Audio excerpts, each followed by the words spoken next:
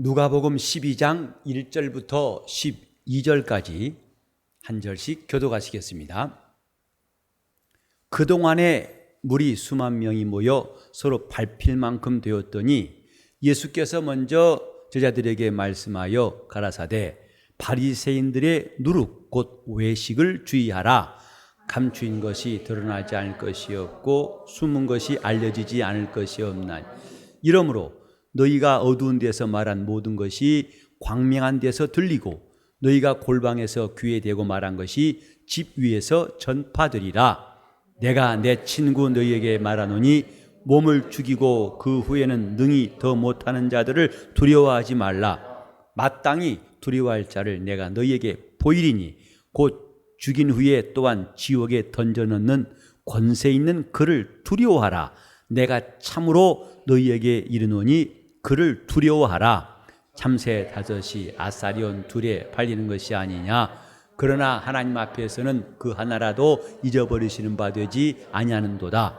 너희에게는 오히려 머리털까지도 다 세신 바 되었나니 두려워하지 말라. 너희는 많은 참새보다 귀하니라.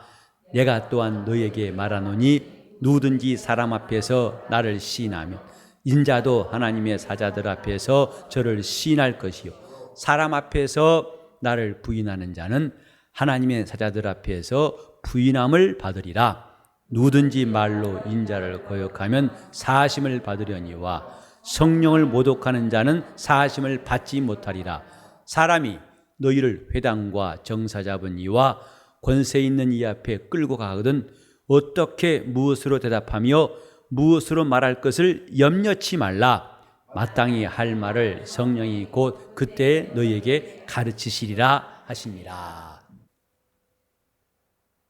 예수께서 바리새인들 이들의 누룩을 조심하라, 주의하라. 곧 누룩이라면 그의 외식을 말씀한 겁니다.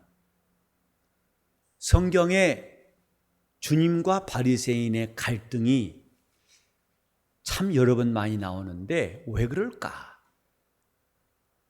그 당시에 바리새인들은 누가 봐도 칭찬받을 만한 사람들, 본이 되는 사람들이었습니다.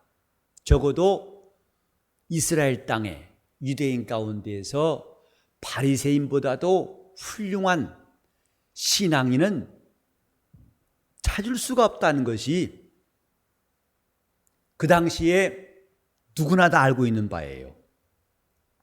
바리새인보다 나은 자가 있느냐? 답은 NO. 그것을 자신들도 그렇게 생각하고 또 다른 사람들도 그렇게 여겼어요. 저희보다 나은 자가 없다. 그런데 주님의 직접적인 호통과 책망은 다른 사람들에게 바리새인보다 훨씬 못한 세리나 창기에게 향한 것이 아니라 바리새인에게 집중되어 있어요. 서기관과 율법사들에게 집중되어 있습니다. 이게 참 의아하지 않습니까? 가장 낫다고 가장 훌륭하다고 하는 바리새인들에게 주님은 집중해서 그것도 아주 호되게 말씀하십니다. 화 있을진저 너희는 지옥의 판결을 피할 수 없을 것이다. 그리고 그보다 훨씬 더 부족하고 허물 많은 창기나 세리나 가난한 자나 병든 자들은 주님이 위로하셨어요. 그들을 돌보시고 그들을 고치시고 그들을 가까이 하셨어요. 역설적인 표현, 약자니까 주님이 가까이 하시고 이런 식의 표현은 그다지 성경을 잘 이해한 말이라 할 수 없어요. 왜 주님께서 바리새인들에 대하여 가차없이 꾸짖고 책망하셨을까? 여기도 주님이 분명히 말씀하시기를 바리새인들의 누룩을 주의하라. 그들의 외식을 주의하라.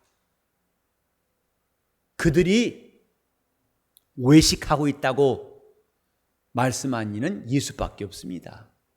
주님만이 그들을 향해서 저들은 외식자다, 위선자다 라고 말씀하신 겁니다. 이게 가능했던 것은 하나님은 사람을 외모로 보지 아니하고 중심을 보시는 분이기 때문에 그렇습니다. 아무도 바리새인들의 속을 들여다보고 그들의 생각을 감찰할 수 없기 때문에 다만 그들이 겉으로 보이는 것에 대해서만 판단하고 그것을 인정했을 뿐이지, 하나님은 인생이 아니시기 때문에 사람을 외모로 취하지 않는다 이 말이죠. 그러니까 가장 훌륭하다고 한 바리새인들, 그들은 하나님 보실 때는 가장 겉과 속이 다른 자들이었어요. 다른 사람들은 눈에 보이는 모습이나 그들이 알고 있는 거나 하나님이 보신 거나 별반 차이가 없어요. 곧 그들은 자기 약점을 알아요. 자기 부족함을 알고 죄인인 걸 압니다. 그건 벌써 표시가 다 난다고요. 남에게 설명할 필요가 없습니다. 그러나 이 바리새인들은 표시가 안 나요. 죄인이란 표시가 안 나고 불의한 자라는 표시가 안 나고 그 안에 악함이 있다는 표시가 안 납니다. 얼마나 훌륭하게 수양했던지 간에 그들에게서 그 약점을 잡아낸다는 것은 불가능이었어요. 하지만 주님은 그들의 마음속이 어떠한지를 다 아시고 말씀하신 거예요. 우린 여기서 사람이 아무리 자기를 가릴지라도 그 가리는 것이 헛수고 있는 것은 주님 앞에 설 때라는 것을 깨달을 수 있어요. 주님 앞에서는 어떤 가림막도 어떤 치장도 통하지 않습니다. 투명하게 다, 그래서 성경은 벌거벗은 것 같이 만물이 다 드러나느니라. 바리새인들은 정말 속과 겉이 이럴 수 있겠느냐 할 만큼 엄청난 차이, 가히 하늘과 땅 차이였다 이 말이죠. 하지만 세리나 장기는 매우 투명한 사람들이었어요. 더 말할 것도 없고 변명할 것도 없어요. 정말 이 모습 이대로 변명할 지식도 없고 방법도 없고 능력도 없어요. 하지만 바리새인들은 능력이 많아서 자기들의 죄가 가리워지고 자기들의 불의함을 완벽하게 숨길 수 있다고 그들도 자부하고 나중에 스스로 속아요. 나는 의인이라고. 자기들은 의롭다고 스스로 자임할 만큼 그렇게 그들은 훌륭한 바리새인이 된 것 같지만 사실은 하나님에게서는 가장 멀리 있던 사람이 되어버린 거죠. 그래서 주님이 이 바리새인들을 심히 꾸짖으신 거예요. 그거 안 바꾸면 너 망한다 이겁니다. 너 그거 알지 못하면 그 차이를 느끼고 빨리 이걸 평균 안과 밖이 같아지도록 하지 않으면 너는 망할 것이다. 그래서 가장 극단적인 말씀을 주님이 아끼지 않고 하셨어요. 우리가 신앙생활하면서 바리새인들의 이야기를 귀가 아프도록 들어야 할 이유는 뭐냐면 적어도 우리 자신이 늘 그럴 가능성이 있는 사람이라는 거예요. 신앙생활을 오래 하면 오래 할수록 점점 더 가능성이 많아집니다. 무슨 가능성이요? 바리새인처럼 될 가능성이 많아진다고요. 그래서 순전한 마음에서 점점 멀어지고 부드러운 마음에서 점점 멀어져서 굳은 마음이 되고 자신에 대해서 솔직하지 아니하고 점점 자기를 치장하게 되고 처음에는 주 앞에서 어린아이였더니 점점 큰 자가 되어가고 마침내는 바리새인같이 되어서 주님께로부터 내침받을 수 있는 가능성이 저와 여러분에게도 있어요. 그래서 우리가 2000년 전에 주님이 하신 말씀을 지금 우리에게 하신 말씀으로 들어도 전혀 차이가 없습니다. 바리새인의 누룩 곧 외식을 주의하라. 너도 바리새인의 누룩이 있을 수 있으니까 주의하고 너도 바리새인의 외식을 조심하라. 주의하라.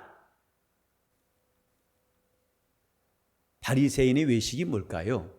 한마디로 말하면 그들은 주님을 의식하지 못한 거예요. 하나님을 의식하지 못한 사람들이 외식합니다. 이 본문에 여러 가지 말씀이 나옵니다마는 그런 각도에서 본다면 이 말씀이 다 연결된다는 것을 아실 거예요. 바리새인들의 외식, 한마디로 하나님이 자기에 대하여 무엇이나 다 아시고 나는 그분 앞에 숨길 것이 하나도 없다는 것을 망각하는 순간부터 외식합니다.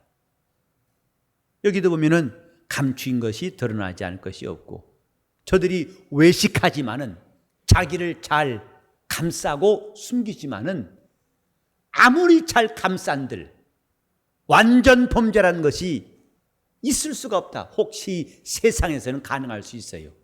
영원히 미제 사건, 해결이 안 된 사건이 나올 수 있어요. 그러나 하나님 앞에서는 그것이 불가능하다.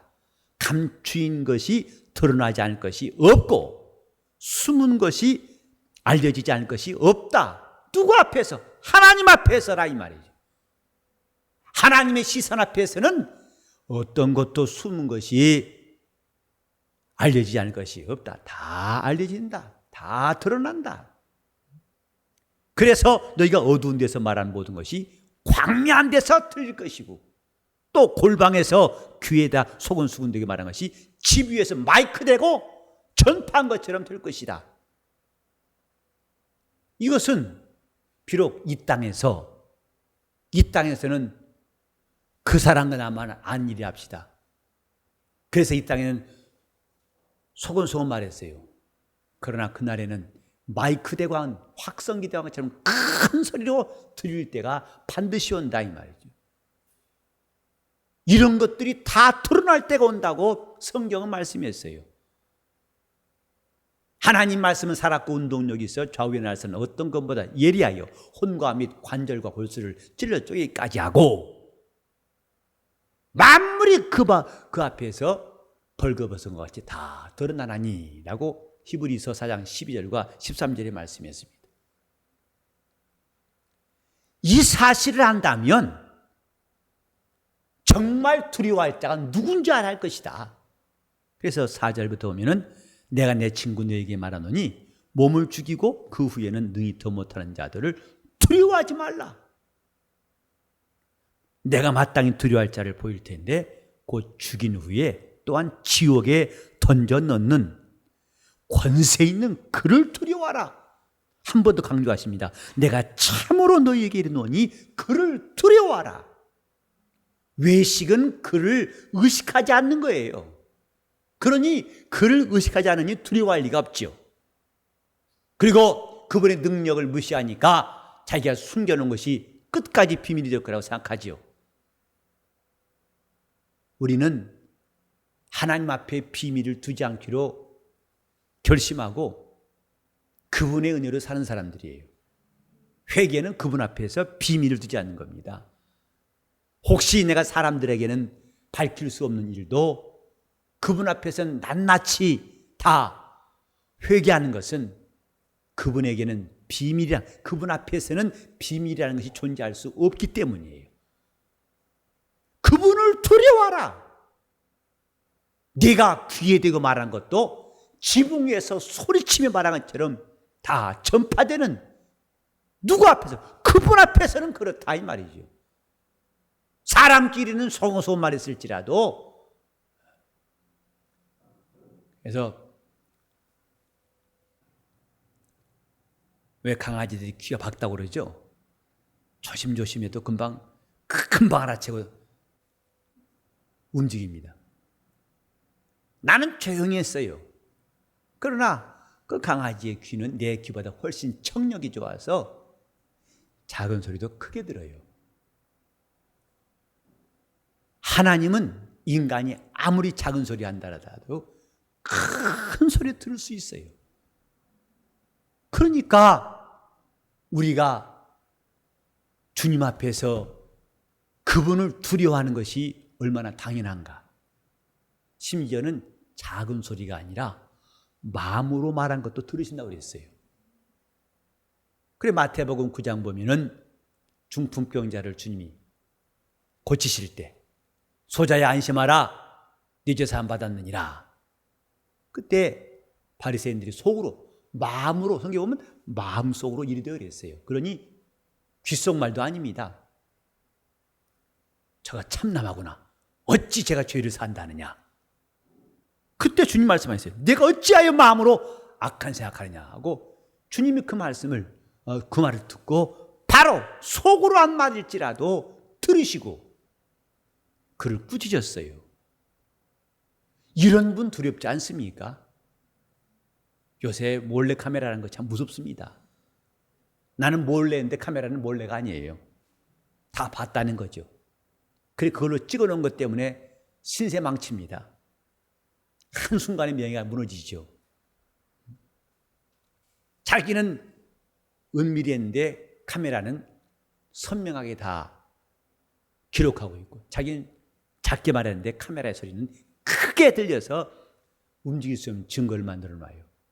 이것은 하나의 우리가 하나님을 이해할 수 있는 조그만 좋은 이해예요.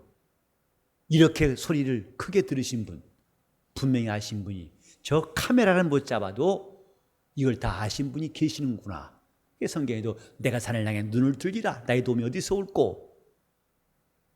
눈을 들어봤더니 그 산만 보이는 게 아니라 그 산들을 지으신 이가 누구냐? 그분이 생각나면서 그분은 나의 도움이시다까지 생각난다고 시편 121편 1절과 2절에 말씀했죠. 그러니까 영감인 사람이라면 이런 거 하나하나를 통해서도 하나님을 깨달을 수 있는 지혜가 있어요. 하나님이시라면 저런 카메라 정도, 저런 성능보다 비교할 수가 없는 어마어마한 그 능력을 안다면 왜 두려워하지 않겠는가? 주님은 그를 두려워하라 하셨어요. 그를 두려워하라. 그러시면서 참새 5마리가 아사리온 둘에 팔리는 것이 아니냐. 그러나 하나님 앞에는 그 하나라도 잊어버리신 바 되지 않는도다. 하나님은 그것까지도 기억하신 분. 그러니 그분을 두려워할 수밖에 없어요. 우리는 때때로 자기가 가장 잘하는 것도 때로 헷갈릴 수 있어요. 가끔 물어봅니다. 이 집에 큰아이가 몇 살이죠? 몇 살? 걔가 22. 엄마 24이야. 24 됐냐? 이러더라고요. 그러니까 가장 가까이 있는 애 나이도 헷갈릴 때가 있고 첫째와 둘째를 바꿔 부를 때도 있죠. 하나님에게는 이런 일이 통하지 않는다. 근데 어떤 사람이 자기 신상에 대해서 한 번 들으면 잊어버리지 않고 다음에 만나면 몇 년째라도 그때 어디서 누구 만나 무슨 말 했다고 다 말하면 손짓하죠. 이 사람이 도대체 이 안에 녹음기 만들어놨나. 기가 막히게 숫자는 정확해요. 기가 막힌 사람도 있어요. 근데 하나님은 그 정도가 아니시다 이 말. 이렇게 5마리의 아사리온 둘에 팔리는 참새 하나도 잊어버리신 바 되지 않으니라. 그러니까 그분을 두려워하라는 것입니다. 그분을 두려워할 이유가 우리는 참만 그분을 두려워하지 않으면 외식하지 않습니다. 그러니까 그분을 두려워한 사람은 외식하지 않냐고. 외식한 사람은 그분을 두려워하지 않는다 이 말이에요. 7절에 너희에게는 오히려 머리털까지 다 세신 바 되었나니 두려워하지 말라. 너희는 많은 참새보다 귀하니라. 근데 그 두려운 그분에 의해서 너희는 하나님이 기억하신 바가 되고 너희를 붙드시고 보호하신다. 그렇게 누구나 다 두려워야 할 그분이 너희를 이 참새보다 귀히 여기신다는 것을 보고 너희는 안심하라. 하나님이 이렇게 귀히 여기신, 그렇게 두려워하는 그분이, 모든 사람이 두려워해야 할 그분이 너희를 이렇게 귀히 여기신다. 또 8절 이하도 누구든지 사람 앞에서 나를 시인하면 인자도 하나님의 사자들 앞에서 저를 시인할 것이고, 사람 앞에서 나를 부인한 자는 하나님 사자 앞에서 부인함을 받을 것이다. 그러니까 하나님을 두려워한 사람이라면 왜 사람들 앞에 그를 시인하지 않겠어요? 원수가 총칼을 내밀고 너 신앙을 포기하자면 죽인다고 하니까 그가 두려워서 그만 더 크신 분을 무시하고 신앙을 버리기도 합니다. 정말 두려워할 자가 누군지 알았다면 그 당시에 그가 믿음을 버릴 리가 없죠. 사람 앞에서 누가 그분을 시인할 수 있느냐? 그분을 의식하는 사람이 그분을 시인할 수 있어요. 외식하지 않은 사람이 그를 시인할 수 있습니다. 우리는 지금 영적 생활이라는 것이 아주 간단한 거예요. 그분을 의식한 사람, 다른 말로 외식하지 않은 사람, 그래서 하나님을 의식한 사람. 의식과 외식이 비슷해서 좀 제 발음을 잘해야겠네요. 외식하지 아니하고 하나님을 의식하는 사람, 그러면 성공할 수 있어요. 간단합니다. 여러분이 하나님을 의식해 보세요. 하나님은 반드시 여러분들을 도우실 거예요. 그분을 무시하니까, 그분을 멀리하니까 불행해지는 것이죠. 그분만 의식해 보세요. 다윗이 골리앗 앞에서 하나님을 의식했어요. 하나님을 시인했어요. 내 눈에 너만 보이는 게 아니라 나는 하나님이 계심을 안다. 이스라엘 가운데 하나님이 계심을 내가 알고 있고 이제 그걸 알게 하노라 하고 다윗은 담대하게 나가서 골리앗을 넘어뜨렸어요. 왜? 하나님이 함께 하심으로. 하나님을 의식한 사람들, 반드시 그 사람은 이기게 되어 있고 반드시 그 사람은 하나님이 함께 하시게 되어 있어요. 여기도 말로 인자를 거역하면 사심 받으려니와 성령을 모독한 자는 사심을 받지 못할 것이다. 하나님을 의식한다면 성령을 모독할 리가 없어요. 그가 눈에 안 보일지라도 성령을 함부로, 그가 성령을 무시할 리가 없어요. 인자에 대해서 혹시 거역할 수 있으면 사함받을 것이다.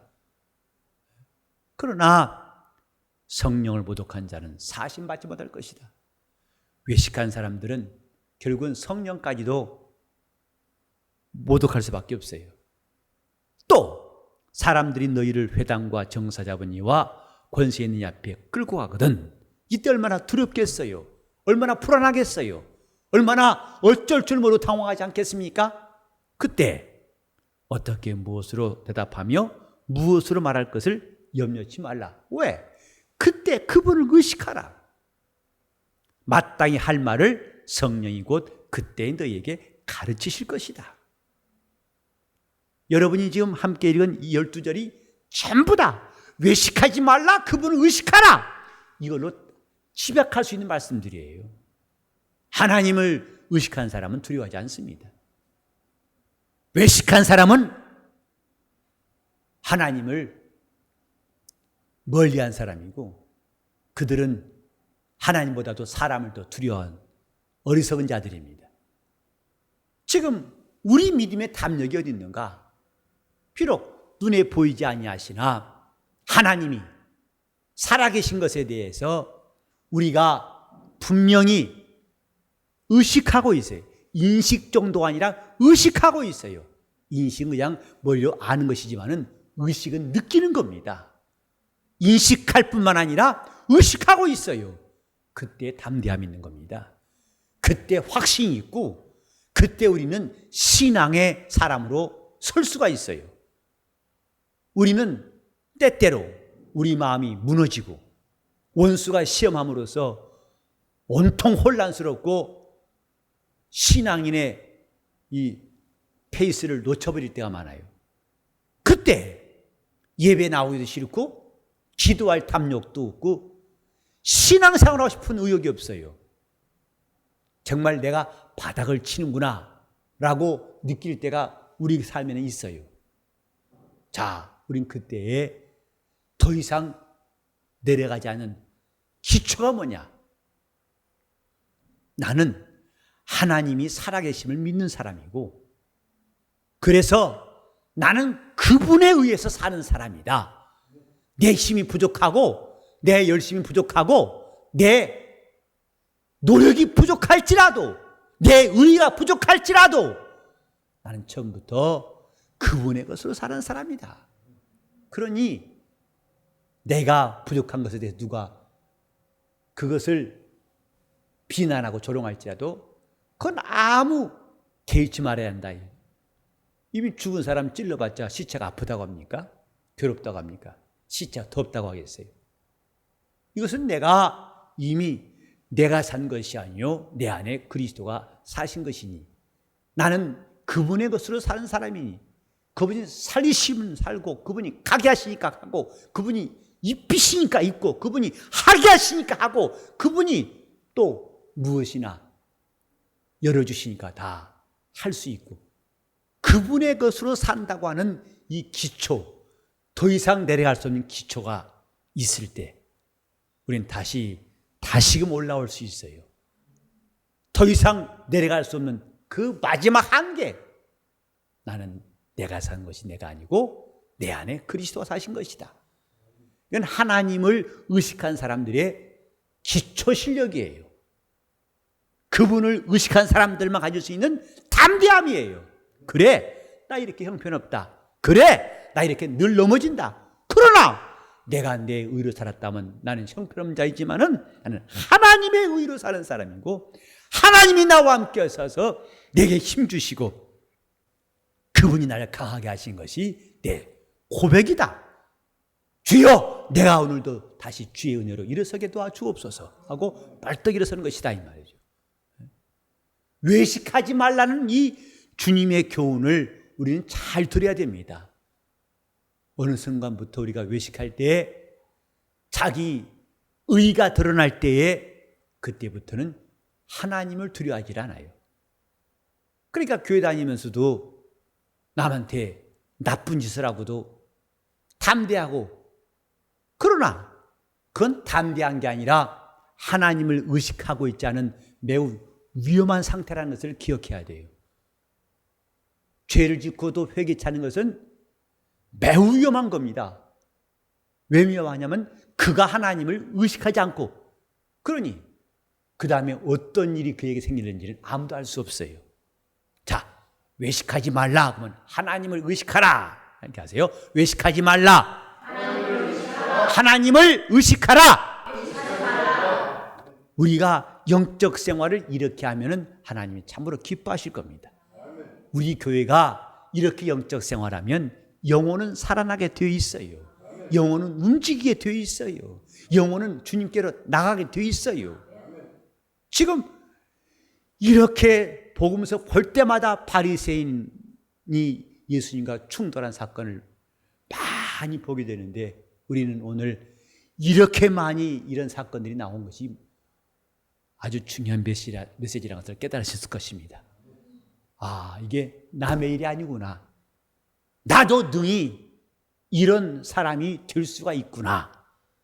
세월이 지나면 지날수록 점점 가능성 높아지는구나. 그러니까 내가 살기 위해서 어떻게 할까? 나는 하나님만을 두려워한 사람이 되자.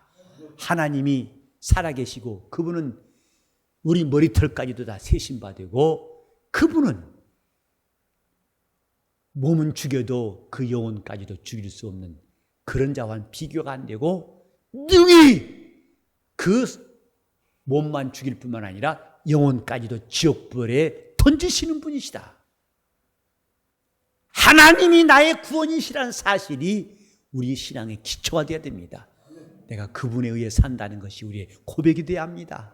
나는 그분의 능력으로 이길 수 있다는 확신이 우리에게 늘 있어야 됩니다. 이것이 하나님을 의식한 사람들이에요. 그러니까 우리가 예배할 때도 우리는 그렇게 했으면 좋겠어요. 하나님을 의식하면서 말씀을 듣고, 하나님을 의식하면서 기도하고, 하나님을 의식하면서 봉사하고, 하나님을 의식하면서 여러 가지로 교회에서 일한다면 여러분 영혼은 참으로 기름지고 여러분 영혼은 아주 소망스러운 사람들 수밖에 없어요. 말하면서도 하나님을 의식하면서 말하고, 하나님을 의식하는 모든 생활들이 점점 많아질 때 우리 영혼은 하나님과 가까워지게 되고 하나님의 사랑받게 됩니다. 자, 우리 한번 다시 합시다. 하나님을 가까이 하자. 시작. 하나님을 그러려면 그분을 의식하라 이 말이에요. 그분을 의식할수록 내 말을 그분이 들으신다고 믿는다면은 우리는 믿음의 언어를 쓸 수밖에 없어요. 믿음의 언어라니까 자신은 아픈데 안 아프다고 우기는 게, 아플 때는 아프다고 하세요. 우리는 억지로 반대로 말하라는 것이 아니라 하나님의 말씀을 시인하라는 것입니다. 그가 하신 말씀이 참이라고 시인하라는 거예요. 그분은 나의 힘이 되신다는 것, 그분은 나를 고치신다는 것, 그분은 살아계시다는 것, 그걸 시인하라는 거예요. 그게 믿음의 언어입니다. 하나님을 의식하는 기쁨이 우리 안에 충만하길 바랍니다. 우리는 조그마한 순간, 그래서 우리 교회 생활할 때에도 이제까지는 거의 정신없이 지나갔고 무의식적으로 했다 할지라도 이제는 조금 더 의식하면서, 내가 한 말을 의식하고 내 행동을 의식하면서, 동시에 하나님을 의식하면서 하나님이 들으실 때, 보실 때 과연 이것을 옳다고 여기실 것인지 아닌지 분별한다면 우리 삶은 정말 영적인 삶으로 바뀔 것입니다. 신령한 사람이 바로 그런 사람들입니다. 자, 우리 한번 하나님을 의식하는 내 영혼, 시작. 하나님을 외식하는 내 영혼. 이상하죠? 하려고 보니까 그 여러분 참 제동장치가 잘 되네요. 그래도 브레이크 밟을 때 악셀 밟으면 큰 사고 나는데 여러분 아주 민첩하게 악셀에 발이 가지 않고 여전히 브레이크를 딱 밟고 있네요. 앞에 장애물이 있기 때문에. 다시 합시다. 하나님을 의식하는 내 영혼. 하나님을 의식하는 내 영혼. 이 시간 기도하실 때 주여 나와 내 가정이 하나님을 의식하며 살게 해달라고, 외식을 버리고 하나님을 의식하는 내 영적 삶을 될 수 있도록 다 잡수면서 통성으로 기도하시겠습니다. 하나님 아버지, 우리 영혼이 도와주옵소서. 하나님 아버지, 하나님 앞에 나오는 시간들, 거룩한 시간들이 우리 삶 속에 더 많아지게 도와주시옵소서. 우리가 믿노라 하지만 정신없이 때로는 외식한 바리새인 마냥 하나님이 살아계심에 대해서 무심하고 지날 때가 많고 오히려 이것을 가리울 때가 있었을지라도 오늘부터 우리는 외식을 그치고 하나님을 의식하는 신령한 영적 생활하게 도와 주시옵소서. 예수 앞에 나와서 신앙생활하게 도와 주시옵소서. 예수 앞에서 말하게 도와 주시옵소서. 우리가 이렇게 해도 안 될 거라는 원수의 유혹을 단호히 떨치게 도와 주시옵시고, 이렇게 하면 반드시 하나님이 나와 함께 하시고 내 영혼을 인도하시고 복주심을 확신하게 도와 주시옵소서. 그러므로 영혼이 잘되게 하시고 승리하도록 도와주시옵소서. 예수 이름 받들어 기도 올리옵나이다.